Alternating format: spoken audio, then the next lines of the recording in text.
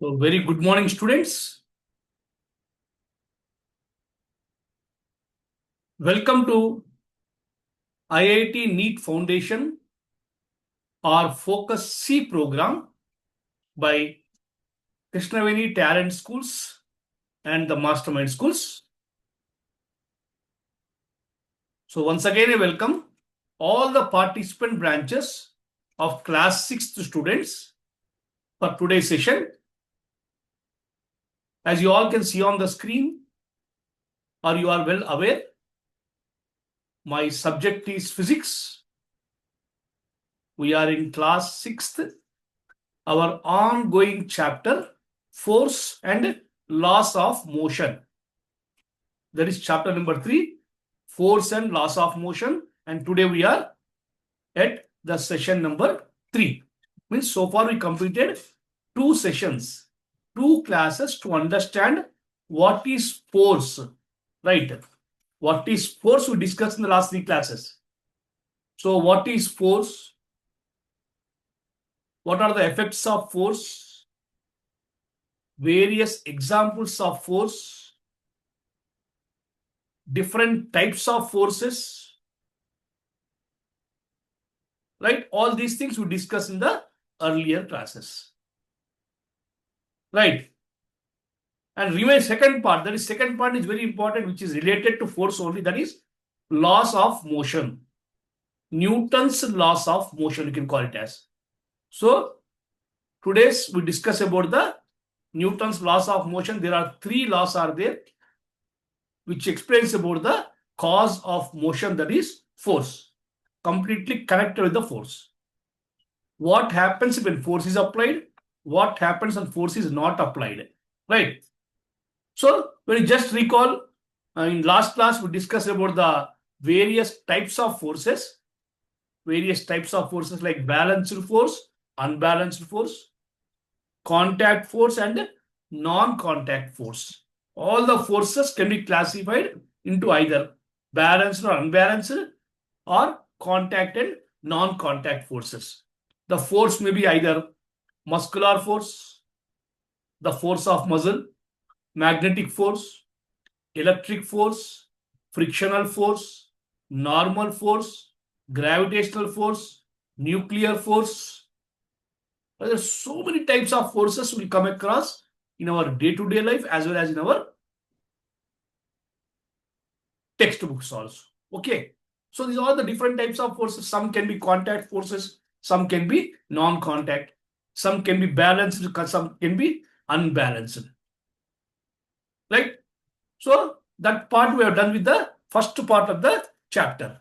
Now today we are going to enter to the second part. Right? So what is the second part? Second part is nothing but our Newton's laws of motion. The very important part. After studying about the force, after studying first about the motion and what is the cause of motion, is studied by the so many scientists. But Newton comes first in explaining about the cause of motion, that is force. So after the explanation about the force, he proposed 3 important laws, which are called Newton's laws of motion. Right? So Newton has given 3 laws of motion describing motion of the bodies. These laws are known as Newton's laws of motion.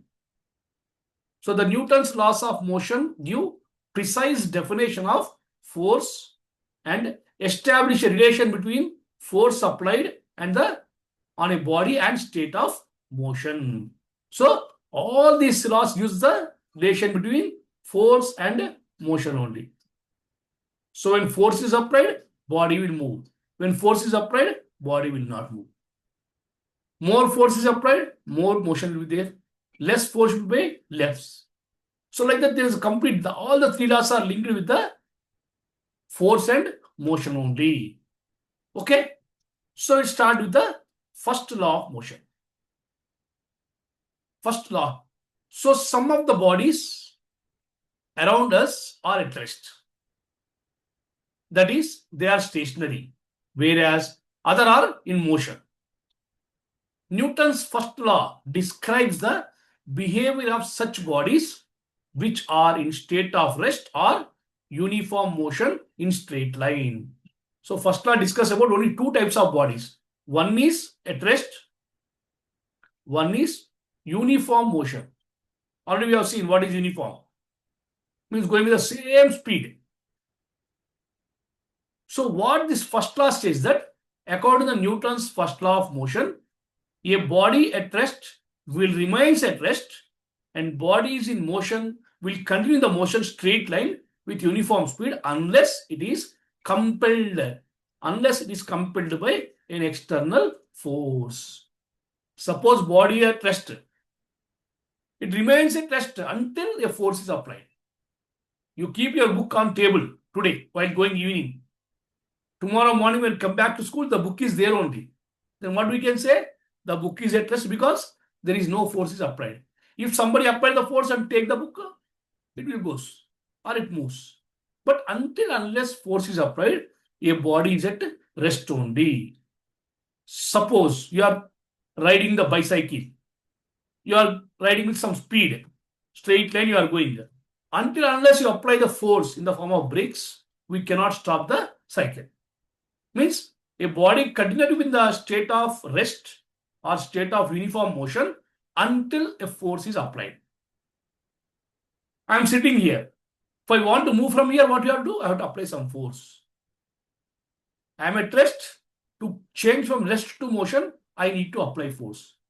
Suppose I am traveling, when I am walking, to stop, to come to rest, again I should apply the force. Clear, sir? Right? Simple law. A body will be continuously in the motion, in the state of motion, rest or uniform motion until it is compelled by an external force or until it is acted upon by external force. Clear? So, no body will move from rest to motion or motion to rest until an external force is applied. He is known as Newton's first law of motion. Why it is not possible? Because there is a tendency is there for the body. There is an ability. There is a capability of the body. It cannot change its position until force is applied. It is one kind of hidden property. It is one kind of hidden property of a body. Hidden property or inherent property, you can call it as. Inherent.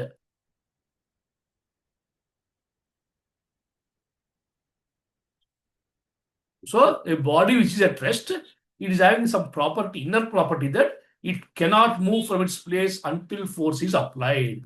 Such property is called inertia.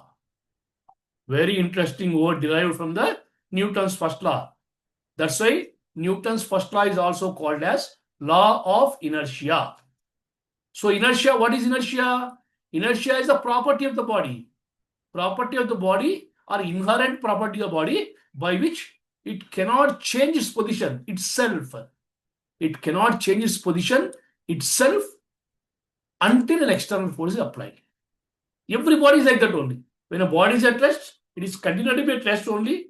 A body is in uniform motion, continues to be in the uniform motion until a force is applied. A body want to change the direction also, there should be force is applied. Such tendency, such hidden property, such inherent property of the body is called inertia. So, Newton's first law of motion gave birth to a new word called inertia. Hence, Newton's first law is also called as law of inertia. Right? Clear? So, okay. So, examples are there. Simple examples for the inertia. So, inertia again of three types. We can define inertia in the three ways. Types of inertia, if you see. There are three types of inertia are there. One is inertia at rest. Inertia at rest. Second one, inertia in motion. Right? Third one, inertia in direction.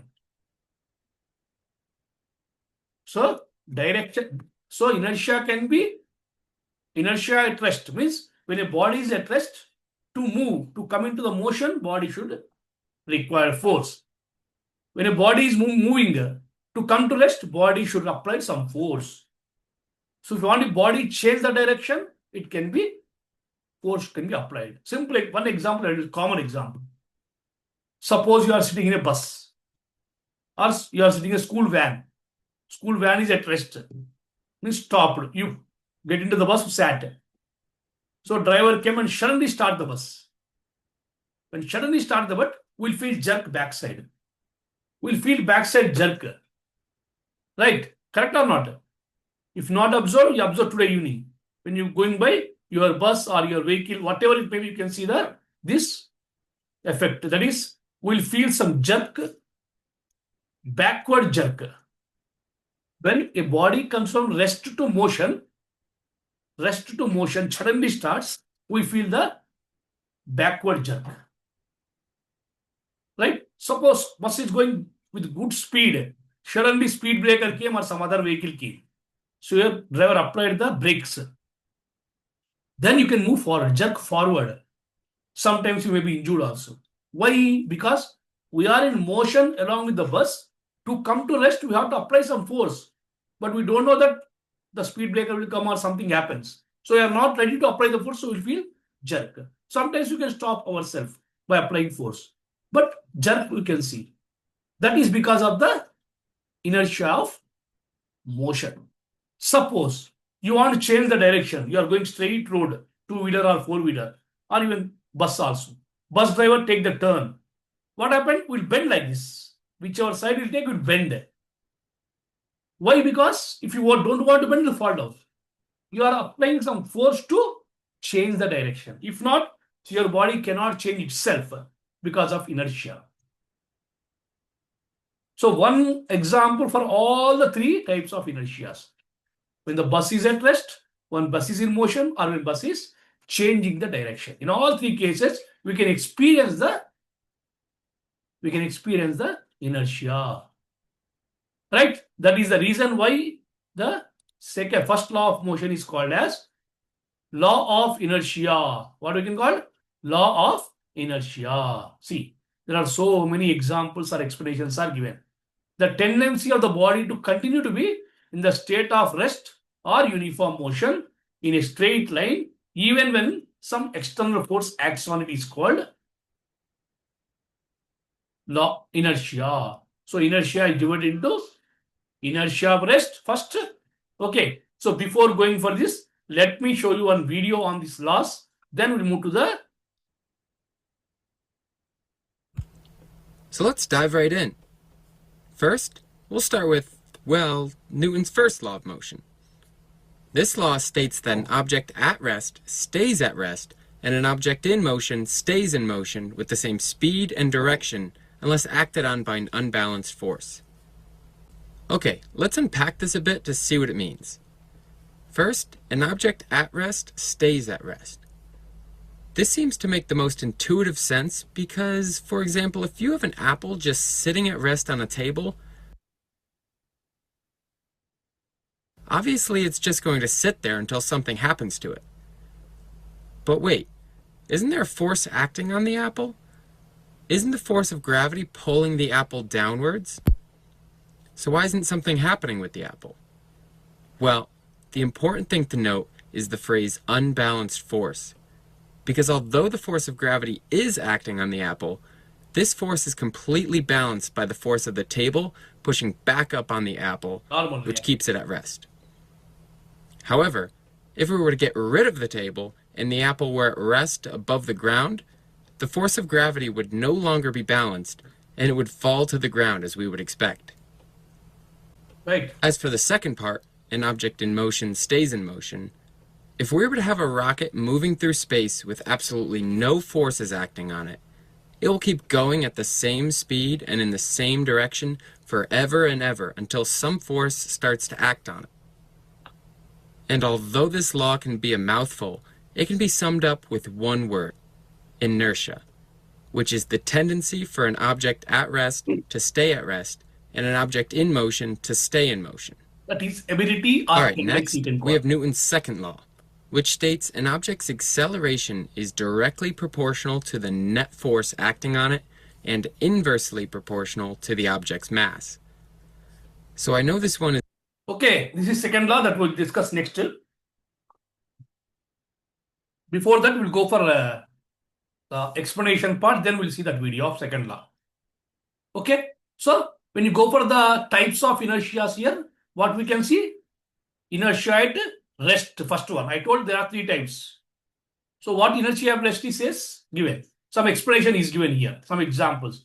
Imagine a pile of books, a set of books, one over the other. Suppose 1 book, 2 books, 3 books, like that we kept pile. This is called pile of books. Right? Placed on a sheet of paper.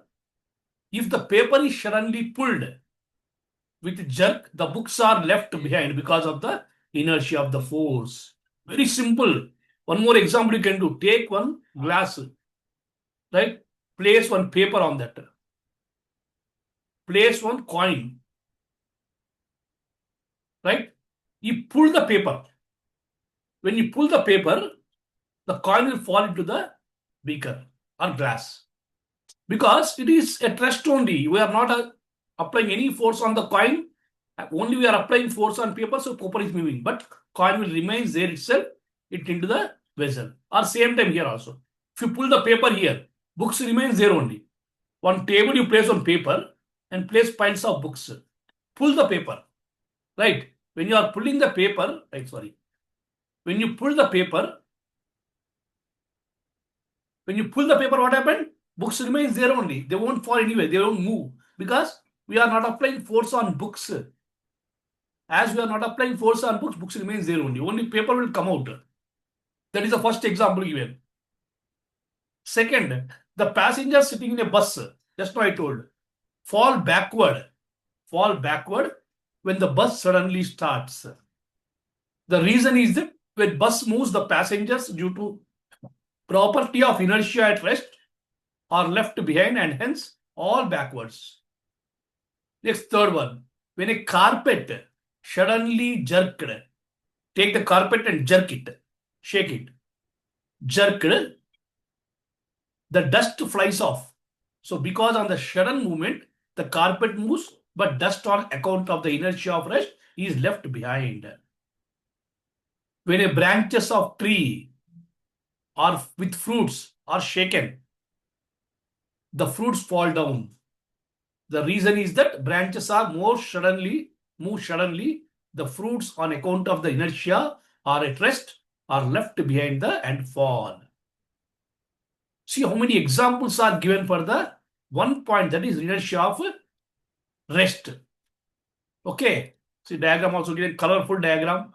How the bus suddenly starts, they feel the jerk. Second one, inertia of motion. Inertia of motion. The tendency of the body continue to in state of motion in straight line, even when some external force acts on it, is called inertia of motion. Right? See examples again given, many examples.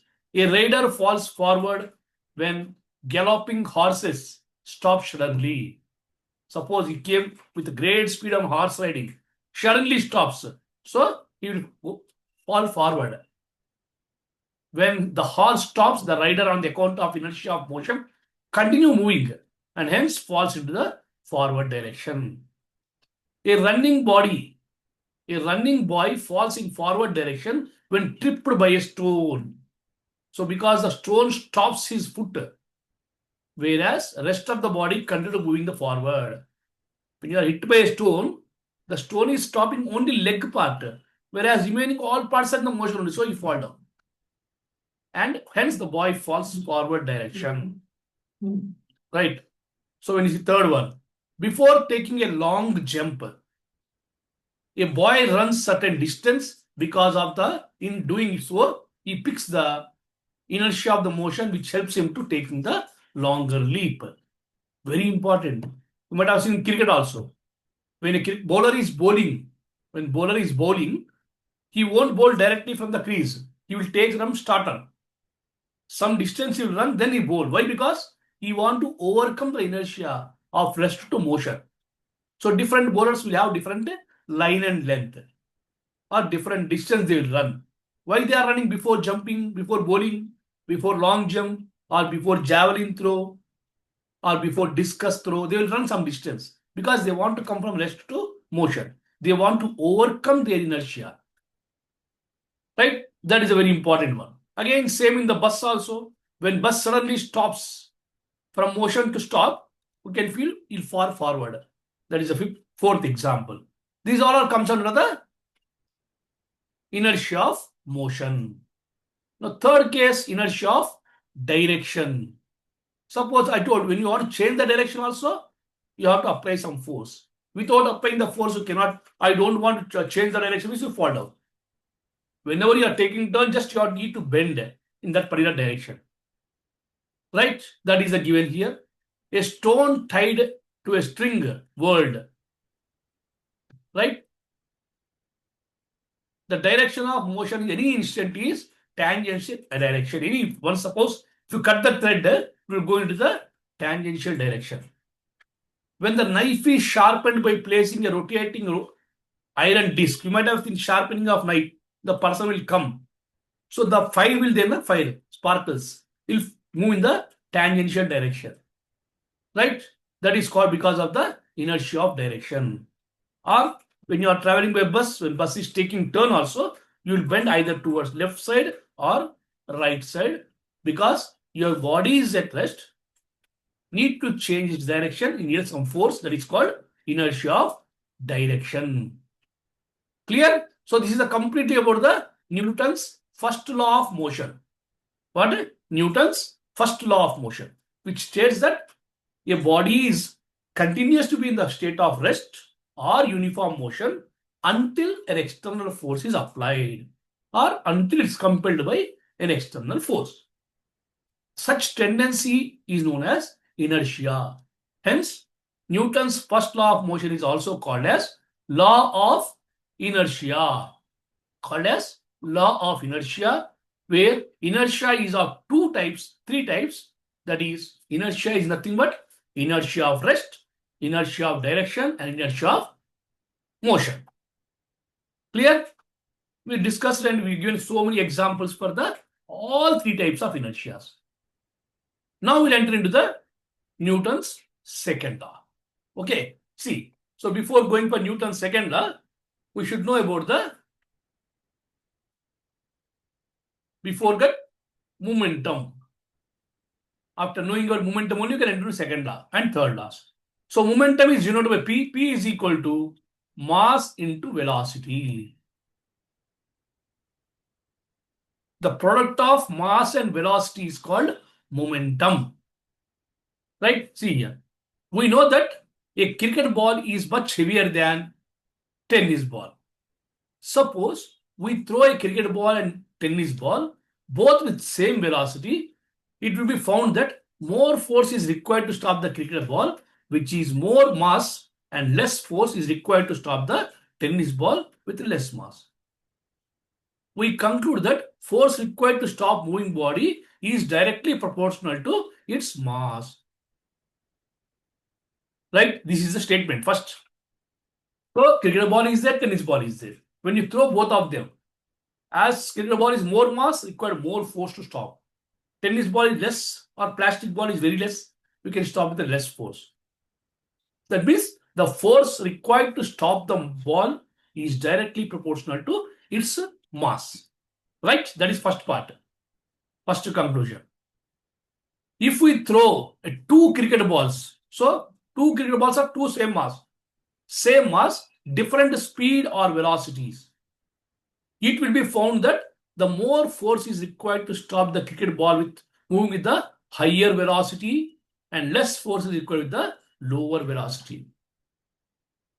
Okay, so we conclude that the force required in moving also directly proportional to velocity. Sorry. Right? Simple. We have taken first time we have taken one cricket ball and tennis ball. Cricket ball is more mass, tennis ball is less mass. When they are thrown, to stop cricket ball require more force compared to the tennis ball. So that we decided that, we concluded that force is directly proportional to mass. Okay. Second case, we have taken same, both are cricket balls only of same mass, but thrown with the different velocities. So ball moving with great velocity required more force compared to the less velocity. So we concluded that the force also depends on the velocity. Thus, the quantity of motion in a body, depends on mass and velocity. This gives us another term called momentum. The quantity of motion of a body is called momentum. Quantity of motion of a body. That is P is equal to mass into velocity. We know mass is measured in kg and velocity is measured in meter per second. So you can write units as kg meter per second or gram centimeter per second. The unit of momentum denoted by a P. So the quantity of momentum, motion of a body, how much quantity is moving, right? Whether different masses, different cases, same mass, different cases. So finally we conclude that the how much body is moving. The quantity of motion of a body is defined as momentum, which is equal to mass into velocity. Clear? So that's what given here. So there is a mathematical formula also given. C, P is equal to M into V, where P is the momentum, M is the mass of the body, V is the velocity of the body. And there are some examples are given. Momentum is a vector quantity and takes place in the direction of velocity, because velocity is a vector quantity. So momentum, mass into velocity. Now mass is measured in kilogram, velocity is measured in kg meter per second. Is that okay? Every moving body possesses momentum, since the momentum depends upon the mass and velocity.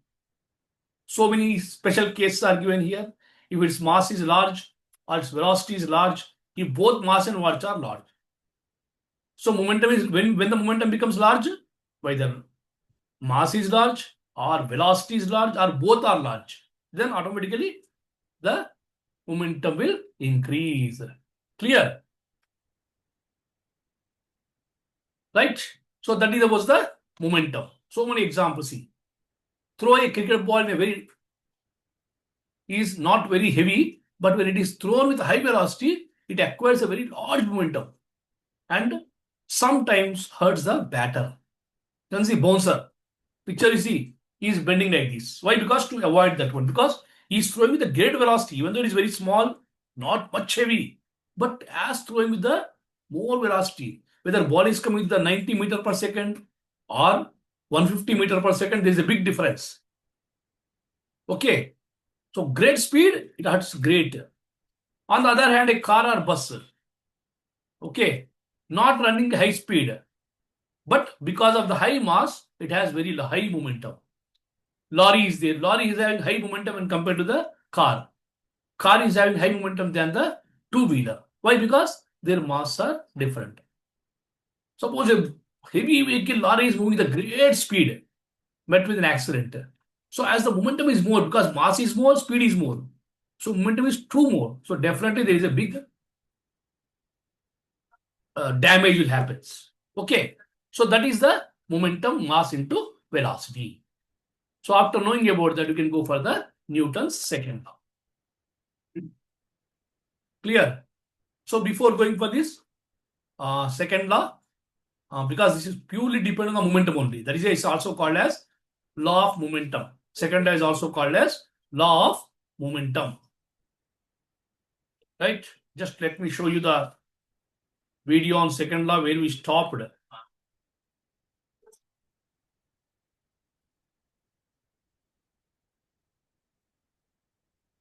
Right? Is also pretty wordy, but these relationships of acceleration, force, and mass can be summed up by this equation. Acceleration equals force divided by mass. Force and acceleration are directly proportional, so if the net force applied increases, so does the object's acceleration. And if the force decreases, the acceleration also decreases. Which makes sense. If you're to push an object harder, aka increase the force applied, you'd be able to move the object faster than if you only pushed it lightly. Next, mass and acceleration are inversely proportional. So if the mass of an object second last statement, increases, that is. the acceleration of it would decrease for a certain applied Famous force. formula will come here. Then if the mass decreases, the acceleration would increase. And this kind of makes sense too. If you tried pushing a massive boulder, you wouldn't be able to move it as fast as you would be if it were only a small rock. And if you don't recognize this equation now, of acceleration equals force divided by mass, you may recognize it in a more commonly used form of the almighty equation F equals ma. And finally, we have Newton's third law. This one says... This we'll discuss in the next class anyway, Newton's third law. But thing is, the second law states that it is acceleration, rate of change of velocity.